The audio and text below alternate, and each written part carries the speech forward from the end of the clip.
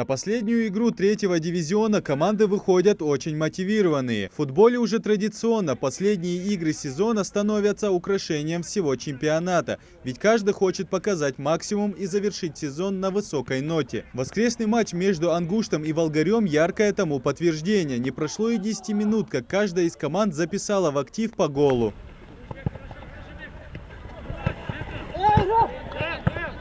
После взрывных 10 минут игра устаканилась, и хозяева полностью завладели преимуществом. Перекаты в центре и резкие забросы в штрафную – оружие, которое использует Ангушт на протяжении всего сезона. Комбинация работает и сегодня и приносит нашим парням преимущество в 1 мяч.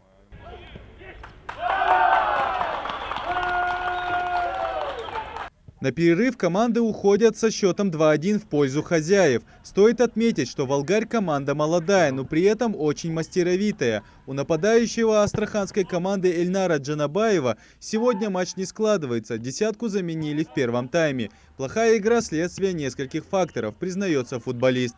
Я плохо сыграл, ничего не показал. У них середина поля хорошая. Ошибки допускал большие. Тренер за это заменил. Соперники хорошие.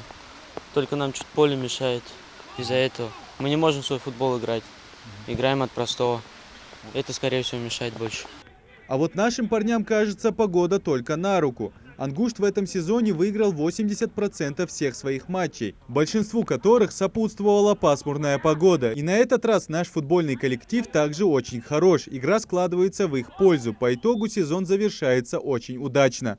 На данный момент мы занимаем вторую строчку, то есть мы по окончанию этого сезона, чемпион этого турнира уже определился, это Прохладинский Энергетик. Мы занимаем второе место и ведем с отрывом, заняли вот это второе место. В принципе, будем готовиться к новому сезону и надеемся, что наша команда будет в профессиональной лиге, во второй лиге. По итогу встречи Ангушт выигрывает со счетом 3-1. Впереди игра в Махачкале, финальная в этом сезоне. Но уже можно с уверенностью прогнозировать. По результатам очкового разрыва Ангушт досрочно становится серебряным призером третьего дивизиона страны. Идрис Ижиев, Магомед Белакиев, Новости 24.